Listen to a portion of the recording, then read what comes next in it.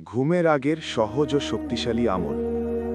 প্রতি রাতে ঘুমানোর আগে নবীজি মোহাম্মদুর রসুলুল্লাহ সাল্লাল্লাহু আলাইহি ওয়াসাল্লামের একটি চমৎকার সুন্নাহ আমল রয়েছে, যা আপনাকে সারা রাত শয়তান ও যাবতীয় অনিষ্ট থেকে সুরক্ষা দেবে।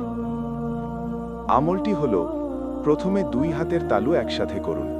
এরপর মনোযোগের সাথে একবার সূরা ইখলাস, একবার সূরা ফালাক এবং একবার সূরা নাস পাঠ করুন। পড়া শেষ হলে হাতের তালুতে হালকা করে ফুঁ দিন। সবশেষে দুই হাত দিয়ে আপনার মাথা, মুখমণ্ডল এবং শরীরের সামনের দিক থেকে যতটুকু সম্ভব হাত বুলিয়ে নিন।